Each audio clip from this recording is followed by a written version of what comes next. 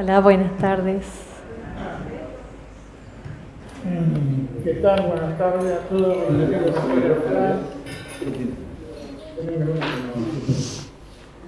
Bueno, hoy tenemos el honor de presentar a la señora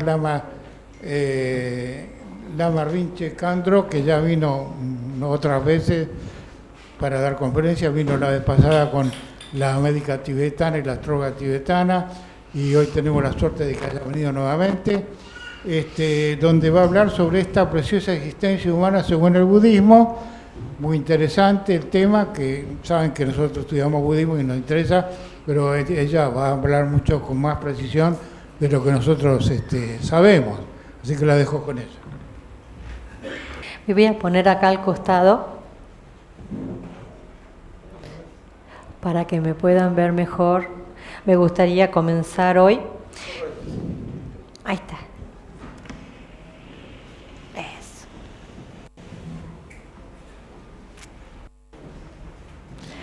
Me gustaría invitarlos para comenzar con unas plegarias a Buda y luego con una breve meditación, de manera de poder entrar en el tema tan particular y de provecho, estudiando, reflexionando y poder llevarlo a la experiencia. Lo primero que podemos hacer es despegar la espalda del respaldo, dejar los pies bien apoyados, un poco separados, como imaginando el ancho de su cadera, las rodillas separadas, no muy abiertas, y los pies como teniendo esa alineación de las piernas. Sentimos el apoyo de los isquiones en la silla, y a partir de ahí tratamos de sentir toda la alineación de la columna, del cuello, de la cabeza, observando como la parte alta, la coronilla va hacia el techo, y los pies y la cadera bien apoyados con peso hacia el piso. El mentón, por otro lado, como yendo un poco hacia atrás, de manera de poder sentir que la curva natural de las vértebras cervicales están menos pronunciadas. Los brazos relajados, las manos más o menos cerca de las rodillas, donde a ustedes les quede cómodo, de manera de sentir que no están haciendo fuerza con sus brazos. Y lo primero que vamos a hacer es exhalar 3 veces. Y al exhalar pueden estirar los brazos y sentir como si el aire también fuera viajando por dentro de los brazos hacia la punta de los dedos y que salga por la punta de los dedos.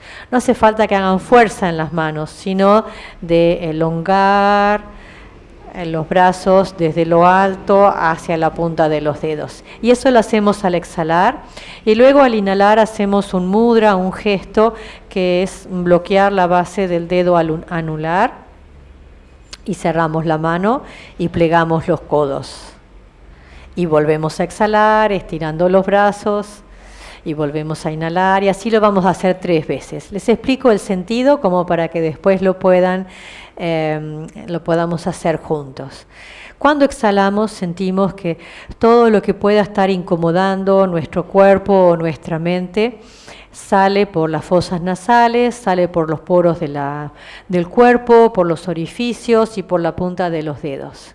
Cuando inhalamos sentimos que un aire fresco, asociado a la vitalidad de la naturaleza, entra por las fosas nasales y por todos los poros y orificios del cuerpo, llenándonos completamente.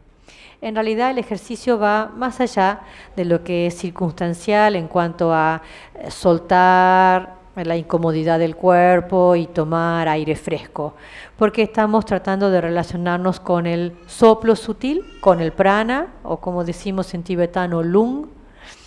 Y por eso sentimos que desde tiempo atrás, si quieren considerar esta vida o incluso previo a nacer o las vidas pasadas, todos los errores, la confusión, la no virtud, todo lo que podamos haber sembrado en nuestra mente de error, de confusión, sale por estas partes del cuerpo que les mencioné antes. Y para eso tiene que nuestra mente estar dispuesta a soltarlo. Para soltarlo tiene que estar dispuesta a no identificarse con esos aspectos. Y ahí se transforma este ejercicio en un ejercicio mucho más profundo. Y por otro lado, ya que hoy vamos a hablar de budismo, entiendo y respeto que no todos ustedes son budistas, pero simplemente como una conexión para la charla de hoy, sentimos que además de ese aire que trae la vitalidad de la naturaleza, viene la bendición de Buda, la bendición de la verdad, la bendición de la sabiduría y la compasión, y entra en nosotros al inhalar. Por lo tanto, cuando inhalamos, la mente también necesita disponerse con apertura y necesita dejar entrar como quien le da la bienvenida. Entonces ese es el sentido para estas 3 respiraciones. Vamos a terminar inhalando por tercera vez y luego al exhalar ya dejamos suelto la respiración que vaya retomando su ritmo. Empezamos exhalando.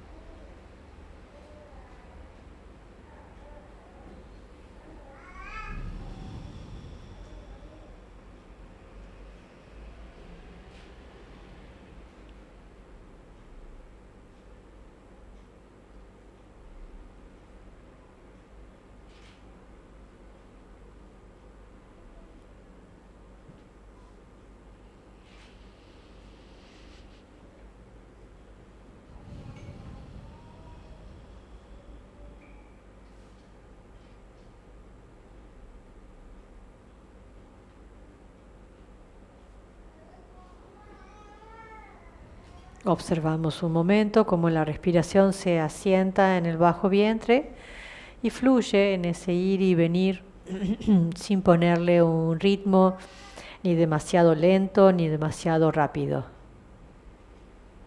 Pueden entornar los ojos o dejar los párpados entreabiertos, lo que les resulte más fácil para distender los músculos de la cara y del cuerpo. El cuerpo mantiene un cierto tono muscular, sobre todo en el torso, pero otras partes están muy relajadas, como los brazos y las piernas. Y ahora nos tomamos un momento para sentir la presencia de Buda, de su enseñanza y de todos los maestros que han llegado a la realización desde la época de Buda hasta nuestros días, como por ejemplo su santidad el Dalai Lama. Y hacemos un breve canto en sánscrito que dice Namo Buddhaya, homenaje a Buda, Namo Dharmaya, homenaje a su enseñanza, Namo Sanghaya, homenaje a la comunidad de realizados. Los que deseen hacerlo pueden acompañarme con las manos juntas, presentando el respeto a través del cuerpo, con la voz, a través del canto y con una mente abierta a su influencia espiritual. Namo Buddhaya, Namo Dharmaya, Namo Sanghaya, Namo Buddhaya, Namo Dharmaya, Namo Sanghaya, Namo Buddhaya, Namo Dharmaya, Namo Sanghaya.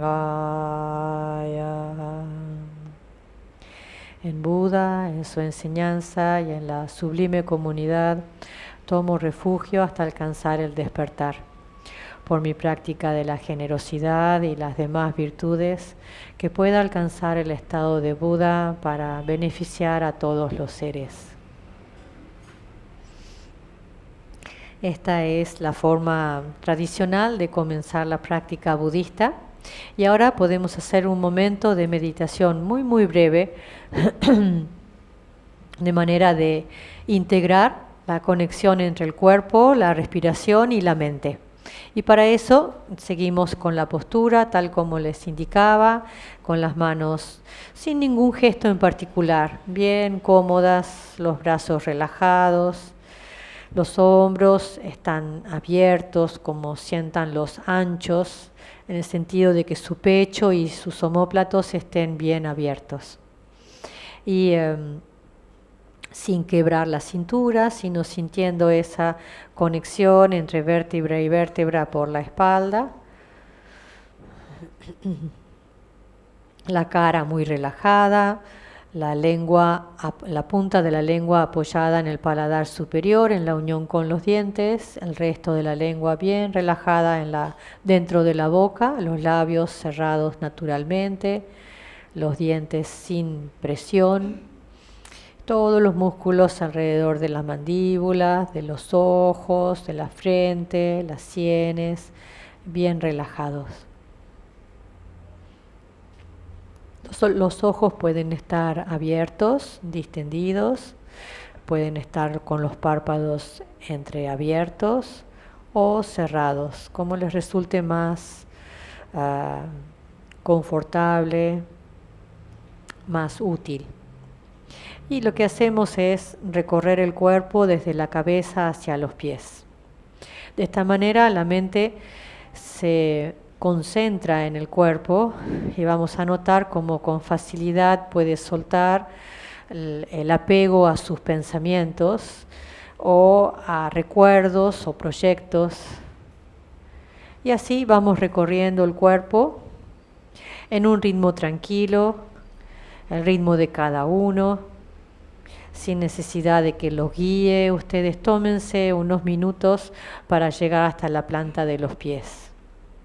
Al hacerlo, sientan como su respiración fluye, ubicada en el bajo vientre, y acompaña el recorrido de la mente, acompaña este nivel de atención.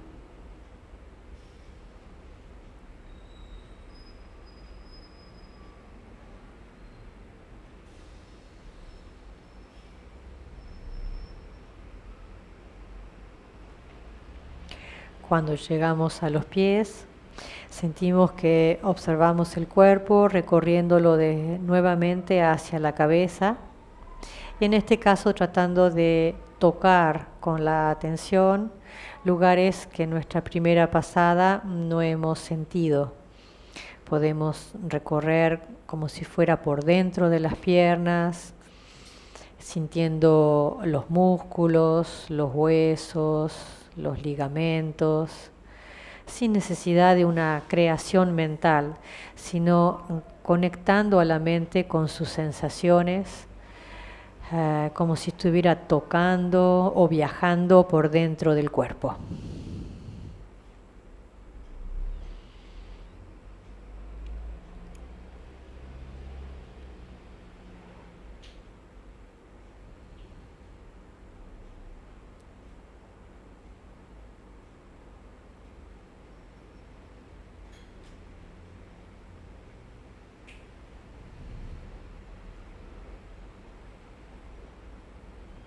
Cuando llegamos a la cabeza, tratamos de sentir todo el cuerpo a la vez, como una mirada panorámica, integradora. Y ahora pasamos la atención a la respiración.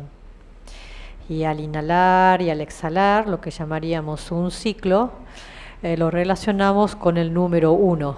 Por ejemplo, inhalamos y en el momento de exhalar pensamos en 1. Inhalamos y en el momento de exhalar pensamos en 2. Y así vamos acompañando este ritmo natural de la respiración con un nivel de atención más preciso que nos permita ir sumando así del 1 al 2, al 3, hasta llegar al 10. Cuando lleguen al número 10, suelten el esfuerzo que han aplicado en esta atención.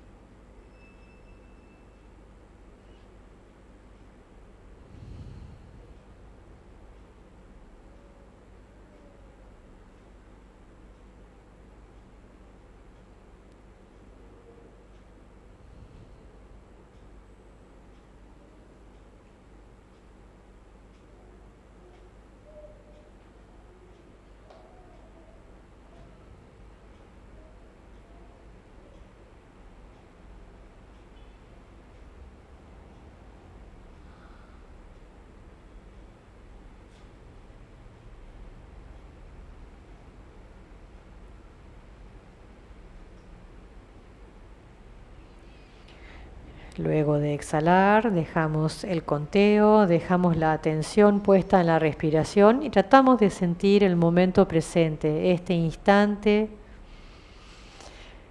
Dejamos que la atención pase instante a instante, apreciando el todo, cuerpo, respiración y mente, sin necesidad de hacer un esfuerzo. Por el contrario, es una atención que trata de preservar el estado presente sin alterarlo.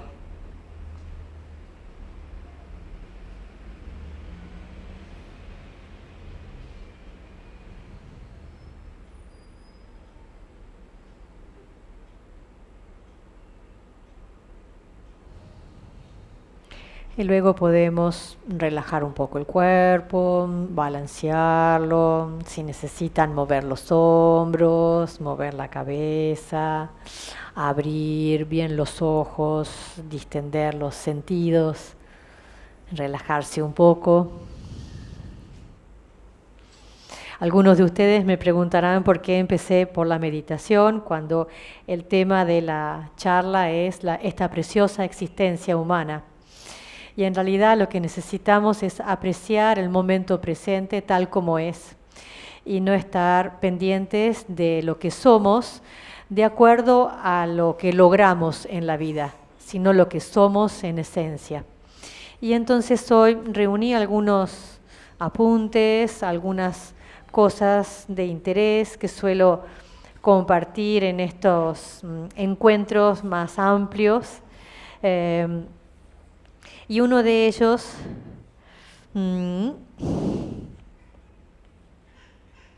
quería comentarles antes de empezar la parte más formal de la charla. Y es de mis lamas,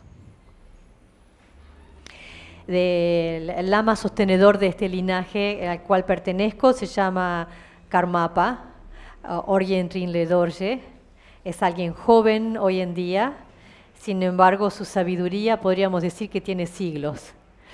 Y en un momento dice, las razones más profundas para quererte no tienen nada que ver con nada que haya afuera tuyo, tampoco con tu cuerpo o con las expectativas que otros tienen hacia vos.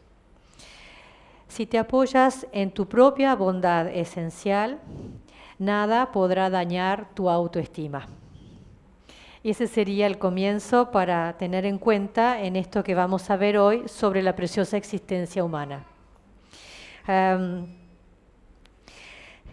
En este tiempo que me ha tocado estar a cargo de la enseñanza y de difundir un poco lo que he aprendido, siento que muchos de los conflictos en las relaciones y de los conflictos con cada uno de nosotros pasa por una baja estima.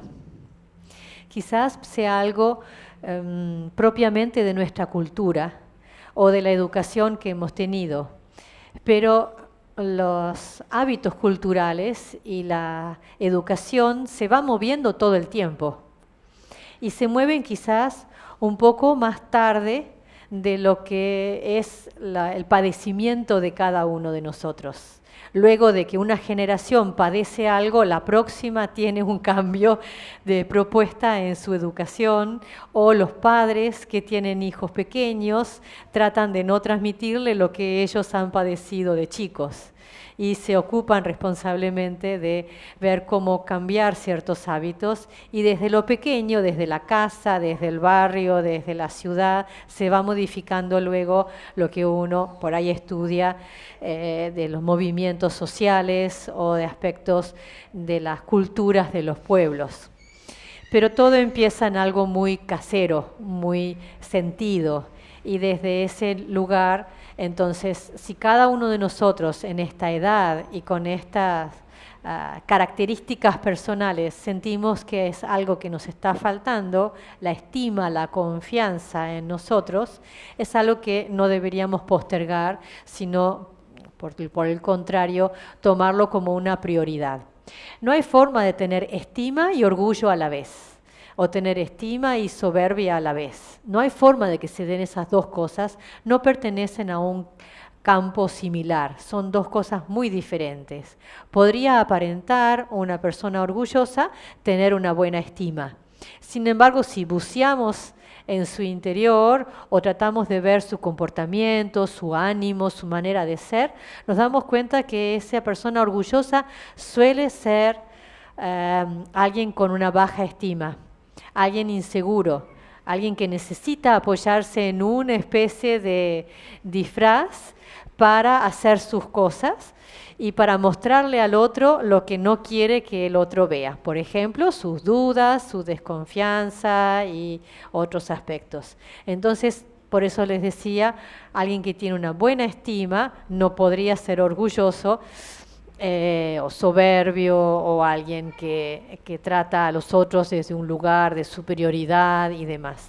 Por lo tanto, hay mucho para aprender de nosotros mismos y los invito a que nunca se cansen de aprender, que siempre estén revisando lo que entienden cuando estudian algún tema y cómo eso lo pueden llevar a su vida, cómo lo pueden aplicar en su vida cotidiana, tanto por su propio bienestar y sobre todo para poder aportar algo de bienestar a los demás.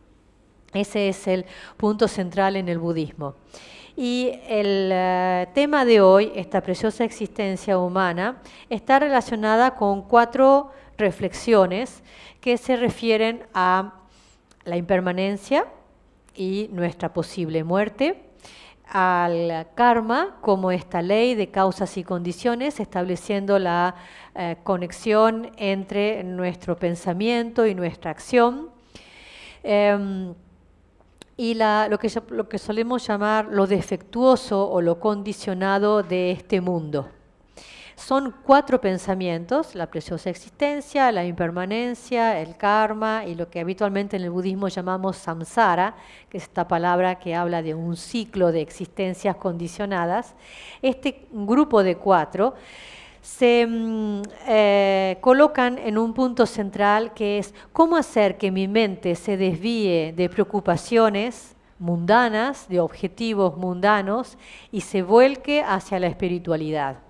Ese sería como el primer ejercicio para hacer, que en ocasiones, por supuesto, es algo del concepto, del punto de vista, de la perspectiva budista, pero que podríamos decir que muchas personas no budistas pueden beneficiarse de este aprendizaje. Y son reflexiones. Cuando hablamos de reflexiones en nuestro sistema es tener la capacidad primero de escuchar. estamos acostumbrados, o mal acostumbrados podríamos decir, a que mientras estamos escuchando, interpretamos lo que escuchamos. Y en el budismo hay como un reaprender, en el sentido de primero escuchar, sin interpretar, sin comparar, sin agregar otras cosas. Y sobre eso que escuchamos, que queda una experiencia de primera mano, tener la capacidad de reflexionar y ahí sí, abrir todas las posibilidades que se nos ocurran, como para ver si entendemos el punto, si podemos llevarlo a algún ejemplo personal, si podemos comparar con otros aspectos que hemos estudiado y sacar una conclusión propia. Y de ahí no termina. El tercer aspecto es llevarlo a la experiencia meditativa. Meditar en ese punto sin que intervengan ahora lo que sería un ejercicio intelectual, que intervengan otros aspectos de la mente, de manera que la sabiduría intuitiva, esa sabiduría original que hay en cada uno de nosotros, se relacione con el tema y lo viva desde otro lugar, que no sea solo el conceptual. Ustedes me dicen si voy rápido con algunos conceptos o si surge alguna pregunta, de manera de poder integrarla dentro de la charla.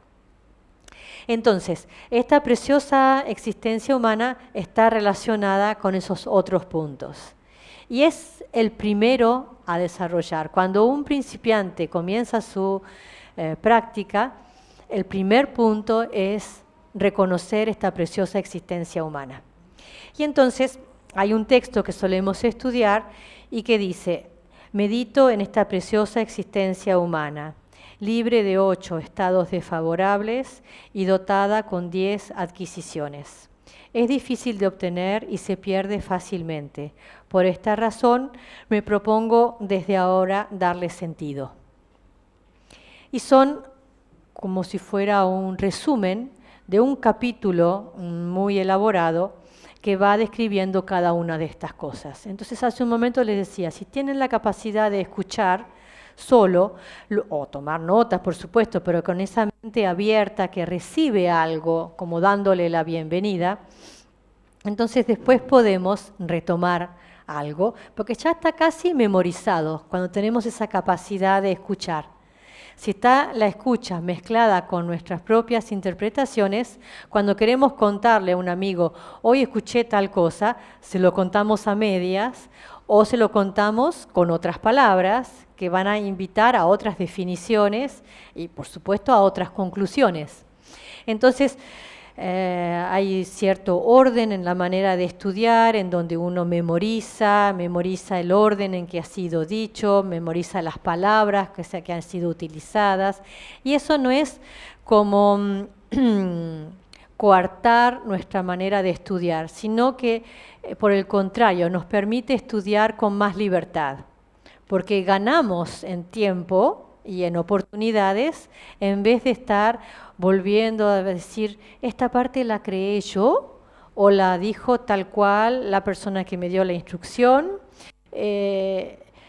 esto me parece que lo entendí mal, y entonces, ven, nos hace ir 2 veces a estudiar un tema, mientras que si lo estudiamos bien al principio, eso ya queda bien aprendido. Entonces, el primer punto es considerar esta preciosa existencia humana, y recién les daba la cita donde decía de apreciar no lo que los otros piensan que nosotros somos, ni lo que nosotros hemos logrado en la vida, tratando de relacionarnos con objetivos que hemos logrado, estudios, diplomas, trabajos, lo que fuera, sino con quién somos esencialmente. Y en ese lugar no hay nadie que podría sentirse discapacitado, porque Buda afirma que todos nosotros tenemos una esencia pura, la naturaleza de Buda en nosotros, que está potencialmente, y que por lo tanto lo único que tenemos que hacer es revelarla. No es agregar más cosas a nuestra mente, sino que son aprendizajes circunstanciales para poder reconocer esa sabiduría que ya hay en nosotros. Es mirar otro lugar completamente distinto. Sin embargo, cuando estudiamos esta preciosa existencia, supongan para los budistas, es mucho mejor que lo que habitualmente estudiamos como existencias superiores a los hombres, seres superiores a los hombres, porque en nuestra vida hay algo ideal para practicar un camino espiritual, y es la mezcla de sufrimiento y felicidad. Si nuestra vida estuviera solo marcada por felicidad, no nos interesa practicar un camino de liberación. Estamos entretenidos completamente en esa felicidad, nos parece que eso es todo, y bueno, cuando llega el momento de la muerte, ahí nos damos cuenta que se nos acabó ese momento de felicidad, surgirá un poco de incertidumbre, surgirá la aspiración de que todo siga igual, pero no con la certeza de que nos hemos ganado la oportunidad para que las cosas sigan en esa dirección de la dicha, lo placentero y la felicidad. Si por el contrario nos encontráramos en pleno sufrimiento, sufrimiento constante, 24 horas durante todo el año, durante toda la vida, tampoco ahí tenemos la disponibilidad para un camino espiritual.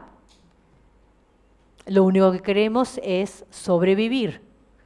Lo único que queremos es liberarnos de ese sufrimiento. Nuestra intención va a estar puesta ahí, pero no tanto con la mirada de un camino espiritual, sino con la mirada del ahora. No me puedo dar la oportunidad para pensar en otra cosa más que cómo salir de este sufrimiento intenso. En cambio, los seres humanos, comparamos, circunstancialmente algunos grupos tienen más dicha, otros tienen más desdichas, pero en general, si nos damos una mirada abierta, todos tenemos momentos de felicidad y de sufrimiento en nuestro día.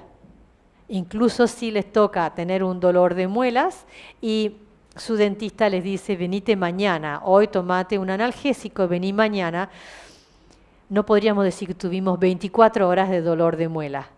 Tuvimos un montón de altos y bajos en el dolor, en la intensidad del dolor y en la manera en que nuestra mente se relacionaba con el dolor de muela.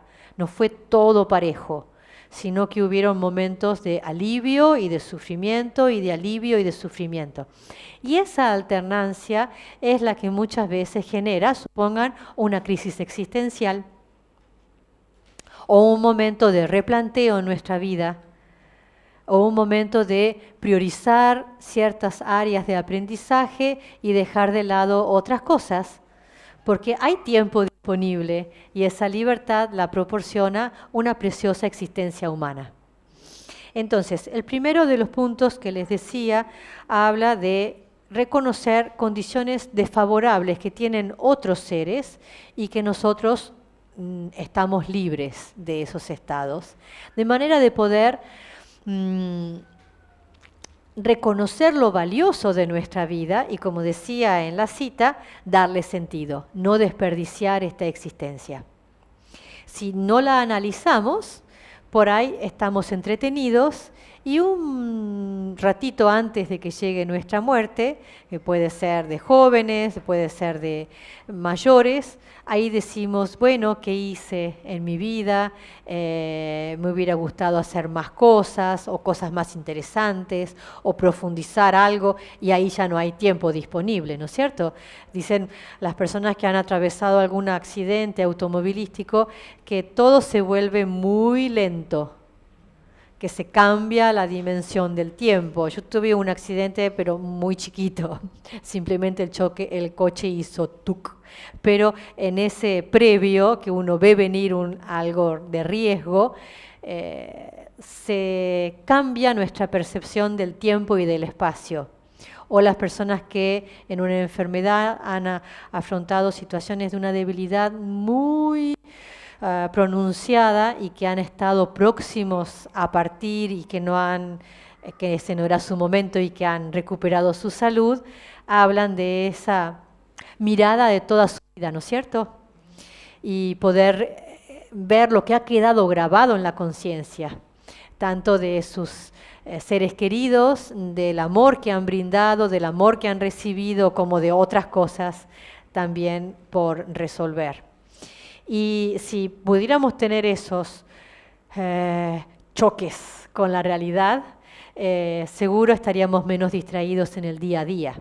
Pero no tenemos que pasar por esas situaciones límites. Con estudiar un poco, tenemos la oportunidad de, sin que sea algo tan chocante, conectarnos con nuestra realidad y aprovechar esta oportunidad.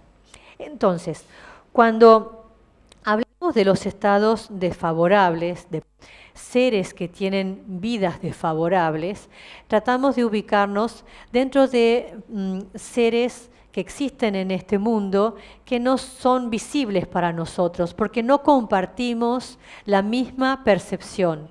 Pero no quiere decir que por eso no existan.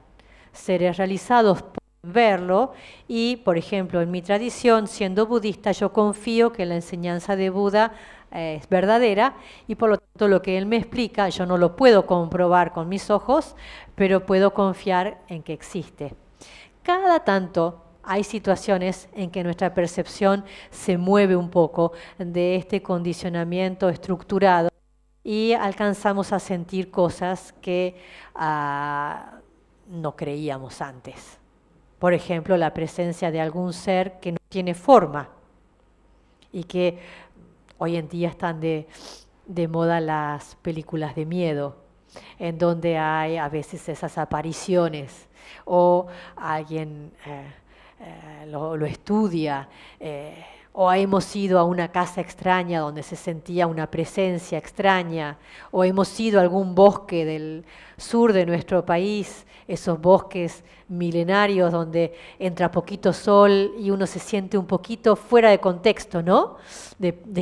No tenemos más cemento, ni hay paredes, y está todo, y vaya a saber uno con quién me relaciono en este bosque. Y siempre se dice en nuestra tradición que cuando en un bosque tenemos experiencias de disfrutar del lugar, de estar con amigos y sentir que estamos en el mejor de los días de vacaciones, etcétera, seguramente los espíritus asociados a la naturaleza de ese lugar son espíritus favorables, que hubo un karma en común que nos hacen realmente. No es que se meten en nuestra cabeza, sino que hay una sintonía de mentalidades que nos hacen sentir a gusto. Y por otro lado, a veces caminando, 2, 3, 4 amigos empiezan a discutir sobre algo que les quedó pendiente de la noche anterior, que tocaron un tema que no les gustó, o se ponen a hablar de algo y discuten, pelean, etcétera, y podríamos decir que ahí es la influencia de ese otro tipo de espíritus de la naturaleza que por cierta conexión kármica nos hacen generar estados de ánimo extraños para nosotros. Después salen del bosque y dicen, ¿y a quién se le ocurrió hablar de este tema? Discúlpame por las cosas que te dije, o no, como que vuelve a encontrarse con su manera de ser. Así que ahí les dejo ideas de seres que no los tocamos, pero que podemos sentir. No podemos hablar con ellos o llevar una vida, una relación como con las personas o como con los animales, pero podemos entender un poco esta convivencia en nuestro mundo asociado a los desiertos, los manantiales, la profundidad del océano, los bosques, esos lugares que tienen algo particular. Y entonces, ese tipo de seres, comparado con los seres humanos, no tienen la libertad para seguir un camino espiritual. No tienen la estructura de una conciencia que pueda entender, asimilar, avanzar gradualmente en un conocimiento hacia la sabiduría primordial. Y lo mismo los animales, que muchas veces los apreciamos y pueden ser animales que tienen una inteligencia sobresaliente, como algunos de ellos, que pueden aprender cosas, pero que comparados con los seres humanos tienen una inteligencia inferior. Y sobre todo, hablando de la inteligencia aplicada en un camino espiritual, es una dificultad para un animal. Puede conectarse con un camino, pero no puede seguirlo, transitarlo conscientemente.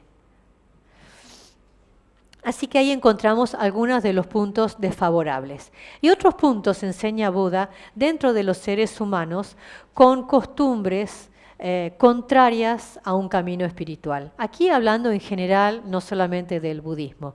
Entonces ahí cita a lo que decían en su época los bárbaros. Dice, los nacidos en tierras limítrofes a los países donde hay espiritualidad y que desconocen ese camino espiritual. Entonces, en la época de Buda podríamos decir que India era un país central y otros países limítrofes estaban habitados por bárbaros. Mirándolo desde la perspectiva de India, ¿no es cierto? Si no fuéramos a Grecia, si no fuéramos a otros lugares, también encontraríamos ese término de bárbaro, que la propia palabra nos invita a pensar en alguien que habla cualquier cosa, que su mente no puede conscientemente elaborar una actividad verbal asociada a la sabiduría. Hoy en día los países centrales son muchos más, incluso Argentina podría ser un país central para el budismo, porque es un país que permite la libertad religiosa en todas sus expresiones.